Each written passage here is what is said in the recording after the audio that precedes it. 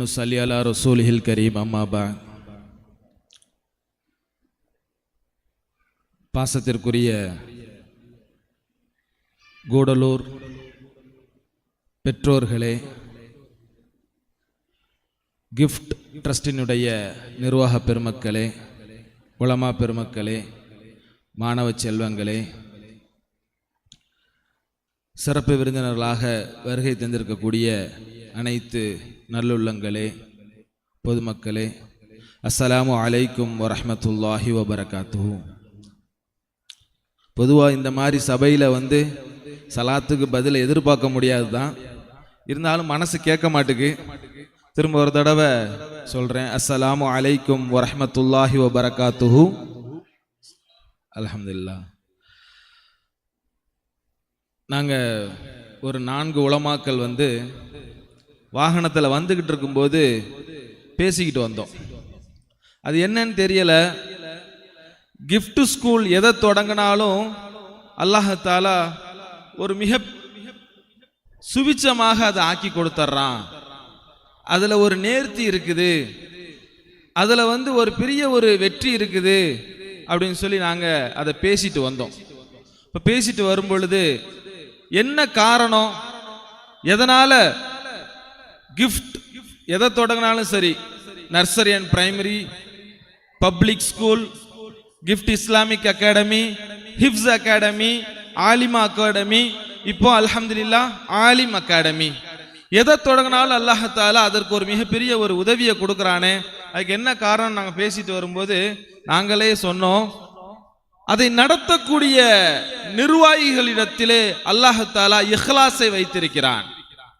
அந்த இஹ்லாஸுக்கு கிடைத்த வெற்றி தான் கிஃப்ட் இஸ்லாமிக் அகாடமியினுடைய வளர்ச்சி, வேற ஒன்றும் கிடையாது. சமீபத்தில் வடநாடுகளுக்கு ஒரு எஜுகேஷனல் ட்ரிப் போகலாம் அப்படின்னு சொல்லி தேவ்பந்த், மீரட், சஹாரன்பூர், லக்னோ என்று ஒரு 12 நாட்கள் பயணம் செஞ்சோம். அங்க போயிருக்கும் போது தேவ்பந்த் மதரசா, தாருல் உலூம் தேவ்பந்த் மதரசா நமக்கெல்லாம் தெரியும், ஆசியாவினுடைய மிகப்பெரிய கல்விச்சாலை. 15,000 மாணவர்கள் அங்க ஓதிக்கிட்டு இருக்காங்க. ஆனா ஆரம்பத்தில் அதை ஆரம்பிக்கும் பொழுது மௌலானா காசிம் நானூத்துவி ரஹ்மத்துல்லாஹி அலைஹி அவங்க யூசுப் சாஃப் அப்படிங்கிறவங்களை முதல்வராக வச்சுட்டு அந்த மதரசாவுக்கு தேவையான பொருளாதார திரட்டுறதுக்காக மீரட்டில் போய் வேலை செய்வாங்களாம். அங்க போய் வேலை செஞ்சு அங்க குர்ஆன் எழுதி அதை விற்பனம் செய்து அதனுடைய பணத்தை மதரசாவுக்கு அனுப்பி வைப்பாங்களாம். அதுல தான் அந்த மதரசா ரன் ஆகிட்டு இருந்துச்சு ஆரம்ப காலத்துல. அப்போ அந்த மதரசாவுடைய பொருளாதார சுமைகளை சமாளிக்க முடியாம ரொம்ப காலம் அது நடந்துகிட்டே இருந்துச்சு. ஒரு கட்டத்தில் மௌலானா காசிம் நானூத்துவி ரஹ்மத்துல்லாஹி அலைஹி ஒரு முடிவு எடுக்கிறாங்க, இதுக்கு மேல நம்மளால முடியல, இதுக்கு மேல நம்மளால முடியல, நம்ம மதரசாவை மூடிடலாம், மதரசாவை மூடிடலான்னு சொல்லி ஒரு முடிவு எடுக்கிறாங்க. அப்போ தஹஜ்ஜத் நேரத்தில் அல்லாஹ்கிட்ட அழுது மன்றாடிட்டு, யா அல்லாஹ், உனக்காக ஆரம்பிச்சோம், ஏதோ எங்களால முடிஞ்சதை செஞ்சோம், இதுக்கு மேல அந்த உஸ்தாத்மார்களுக்கு சம்பளம் கொடுக்க முடியாம, அந்த மாணவர்களுக்கு சாப்பாடு கொடுக்க முடியாம, இது இப்படியே தொடர்ந்து நடத்துறதுக்கு எங்களுக்கு மனசு வரலையா அல்லாஹ் அப்படின்னு சொல்லி அல்லாஹ்ட்ட மன்றாடி விட்டு சுபு தொழுகைக்காக கதவை திறந்து வெளியே வரத்துக்கு வந்தாங்க. ஆச்சரியம், அங்க ஒரு வயதான மூதாட்டி நின்றுகிட்டு இருந்தாங்க. வயதான மூதாட்டி நின்றுகிட்டு இருந்தாங்க.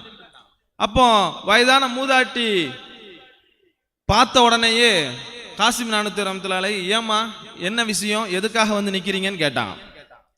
அதுக்கு அந்த மூதாட்டி சொன்னாங்களாம், இல்ல இந்த மாதிரி மதரசாவை நடத்த முடியாம மூடலான்னு சொல்லி நீங்க முடிவு செஞ்சிருக்கதா கேள்விப்பட்டோம். அதனால அந்த மதரசாவுக்கு என்னுடைய குடும்பத்திலிருந்து அப்போ ஊர் முழுவதுமே பஞ்சமான காலம்தான். அப்போ என்னால முடிஞ்ச இந்த ஒரு கையிலான கோதுமையை உங்ககிட்ட கொடுத்துட்டு போகலான்னு சொல்லி வந்தேன் அப்படின்னு சொல்லி சொன்னாங்க. அப்போ சொன்னாங்களாம், என்ன சொல்றீங்க, இந்த கோதுமையை வச்சு நான் என்ன செய்ய முடியும் அப்படின்னு சொல்லி கேட்டாங்க. அப்போ அந்த மூதாட்டி சொன்னாங்களாம், நீங்க ஒரு முடிவு எடுக்கிறதா இருந்தா அதற்கு உங்களுக்கு முதல்ல ஒரு உரிமை இருக்கணும். அவங்க சொன்ன வாசகம், அந்த முடிவு எடுக்கிறதுக்கு உங்களுக்கு உரிமை இருக்கணும். மதரசா என்பது ஆரம்பிக்கலாம், அது உங்களுடைய உரிமை. மதரசாவை ஆரம்பிக்கலாம், அது உங்களுடைய உரிமை. ஆனா மூடுவதற்கு உங்களுக்கு உரிமையே கிடையாது. ஏனென்றால் மதரசா என்பது பொதுமக்களுக்கானது, சமூகத்துக்கானது, கியாமத்து வரைக்கும் நடைபெற வேண்டியது. என்னை போன்ற மூதாட்டிகள் ஆயிரக்கணக்கான பேர் கையில நெற்கோதுமைகளை வைத்துக் கொண்டு காத்து கிடக்கிறார்கள். அவர்கள் இனிமேல் மதரசாவை நடத்துவார்கள் சொல்லி சொன்னாங்க. அவங்க இனிமே மதரசாவை நடத்துவாங்க. மதரசாவை ஆரம்பிக்கிறது வேணா உங்களுடைய உரிமையா இருக்கலாம், மூடுவதற்கு உங்களுக்கு ரைட்ஸே கிடையாதுன்னு சொன்னாங்க. அதே தான் இங்கேயும் சொல்கின்றோம். மதரசா ஆரம்பிப்பதற்கு கிஃப்ட் ட்ரஸ்டுக்கு உரிமை இருக்கலாம், அதை தொடர்ந்து நடத்துவதற்கு இங்க இருக்கக்கூடிய அத்தனை மக்களுக்கும் உரிமை இருக்கிறது, கடமை இருக்கிறது. இதை கியாமத்து வரைக்கும் கொண்டு போக வேண்டிய பணி நம்முடைய பணி. இதை கியாமத்து வரைக்கும் பலவிதமான ஹாஃபில்களையும் உலமாக்களையும் ஆலிமாக்களையும் மிகச்சிறந்த கல்விமான்களையும் பேணுதலானவர்களையும் தக்வாவுடையவர்களையும் சமூகத்தினுடைய தலைவர்களையும் உருவாக்க வேண்டிய பணி என்பது வெறுமன கிஃப்ட் ட்ரஸ்டுக்குரியது, நாசர் ஹாஜியாருக்குரியது அப்படிங்கிறது கிடையாது. ஆரம்பிப்பது யார் வேணாலும் இருக்கலாம், நடத்தி கொடுக்க வேண்டியது அத்தனை பேருடைய கடமை. இதுதான் இஸ்லாமிய விழுமம், இஸ்லாம் கற்றுக் கொடுக்கக்கூடிய பாடம். அன்பானவர்களை, மிக அருமையானது ஒரு மதரசா. இந்த மதரசாவிற்கு பலமுறை நான் வந்திருக்கிறேன். வரும்போதெல்லாம் எனக்கு மனசில் தோணுவது என்னவென்றால், எத்தனையோ மதரசாக்கள் இருக்கிறது, ஆனால் gift is something different. gift வந்து really gifted. அந்த மாணவிகளோடு அரபியில பேசியிருக்கேன். மாஷா அல்லாஹ், ரொம்ப அற்புதமான முறையில் அரபியில பேசுவாங்க. அவருடைய இல்முடைய தேர்ச்சி, அவருடைய தக்வாவுடைய விதம், இது எல்லாத்தையும் பார்த்து ஆச்சரியப்பட்டிருக்கேன். அல்லாஹ் தஆலா இந்த மதரசாவை கபூல் செய்வானாக. இதை நடத்தக்கூடிய ட்ரஸ்டிகளையும் நிர்வாகிகளையும் அல்லாஹ் தஆலா கியாமத் வரைக்கும் கபூல் செய்வானாக. நிச்சயமாக அவர்களுடைய கூலி மறுமையில் தான் இருக்குது. அவங்க உலகத்துடைய எந்த எதிர்பார்ப்பையும் மனசுல வச்சுக்கிட்டு இதெல்லாம் நடத்தல. அதற்கு பின்னாடி எவ்வளவு கஷ்டம் இருக்குன்னு சொல்லி அவங்களோடையே பயணிக்கக்கூடிய என்னை போன்றவர்களுக்கு தெரியும். அதிலும் குறிப்பாக உலமா பெருமக்கள், நான் எப்பெல்லாம் மொய்தீன் ஹசனி, அமீனியாவுடைய இமாம் நசீம் ஹஜரத் அவங்களோடு பேசும் பொழுதெல்லாம் அவங்க மதரசாவை குறித்து தான் பேசுவாங்க. மதரசாவை குறித்து ரொம்ப கவலைப்படுவாங்க, மாணவிகளை குறித்து மிகவும் சிந்திப்பாங்க. இப்படிப்பட்ட ஒரு உலமாக்கல் டீம் கிடைக்கிறது மிகப்பெரிய விஷயம்.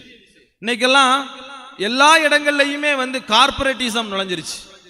கார்பரேட் சிந்தனையோட தான் எல்லாத்தையும் அணுகிறாங்க.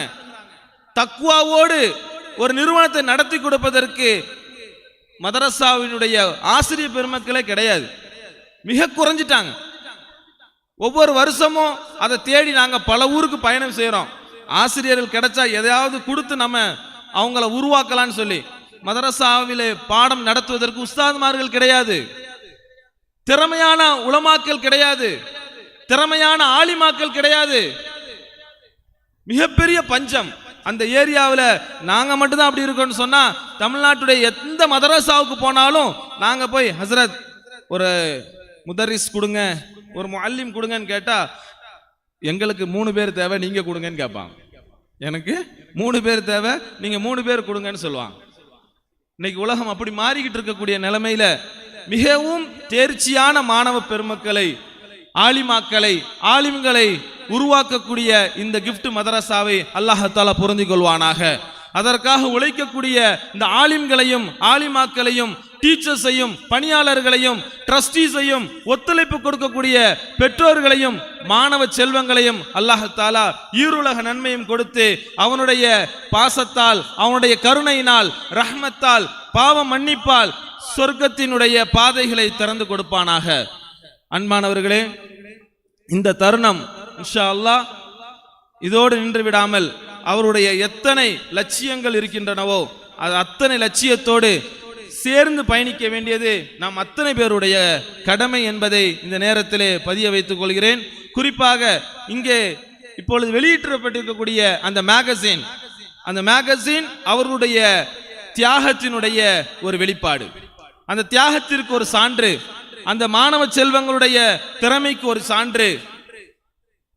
இது மாத்திரம் அல்ல, இனி வரக்கூடிய காலங்களிலே இந்த ஆலிமாக்களும் ஹாஃபில்களும் சமூகத்திலே எடுக்கக்கூடிய முன்னெடுப்புகள், அவர் செய்யக்கூடிய வேலைகள் இன்ஷா அல்லாஹ் கியாமத் வரைக்கும் இந்த கிஃப்ட்டுக்கான ஒரு அடித்தளமாக அமையும் என்பதை இந்த நன்னேரத்திலே சொல்லிக்கொண்டு அவர்களுக்காக துஆ செய்து நிறைவு செய்கிறேன். வஆகிரு தஅவானா அனில் ஹம்துலில்லாஹி ரப்பில் ஆலமீன். அஸ்ஸலாமு அலைக்கும் வரஹ்மத்துல்லாஹி வபரகாத்துஹு.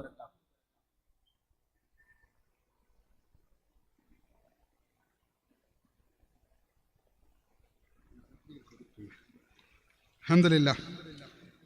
எப்போதும் போல்